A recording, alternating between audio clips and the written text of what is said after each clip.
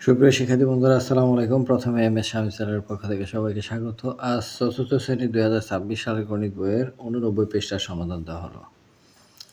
89 পৃষ্ঠার প্রথমে আছে, আমরা যৌগিক সংখ্যাকে গুণনীয়ক হিসেবে মৌলিক সংখ্যায় প্রকাশ করতে পারি, যাদেরকে মৌলিক গুণনীয়ক বলা হয়। যেমন 10কে 2 গুণ 5, 2 মৌলিক সংখ্যা, 5 মৌলিক সংখ্যা। আবার 12-রে 2 2 4, অর্থাৎ যে গুণফল আকারে প্রকাশ করলাম ওই গুণফল মৌলিক হয়। আবার 20-এর 2 2 5, 2 দুগুণে 4, 4 5-এ 20।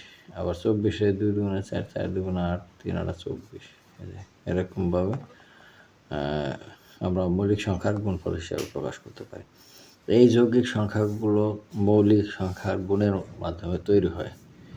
এই যৌগিক সংখ্যাগুলো যেমন 10 একটা যৌগিক সংখ্যা 2 আর 5-এর গুণের মাধ্যমে তৈরি হয়েছে। 12 একটা সংখ্যা, যেটা 2 2 3, তিনটার গুণফলের একক। তাহলে যৌগিক সংখ্যা মৌলিক সংখ্যার গুণের মাধ্যমে তৈরি হয়।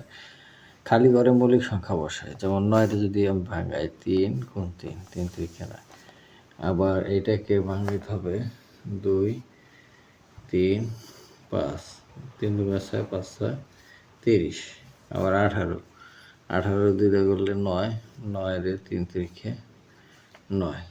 আবার 70, 2 করলে 35, 5 7 35।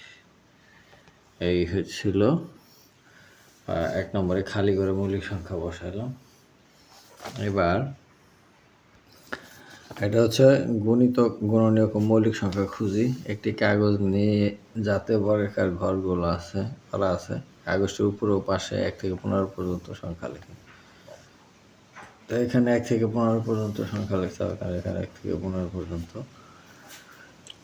লেখার পর এই যে ঘরগুলা দিছে, ঘরগুলা বলছে যে কাগজের এই ঘরগুলা এখানে যে রং দেওয়া হয়েছে এখানে আরো রং, তারপর আবার ওই রং, এভাবে পর্যায়ক্রমে রংগুলো করে যাব।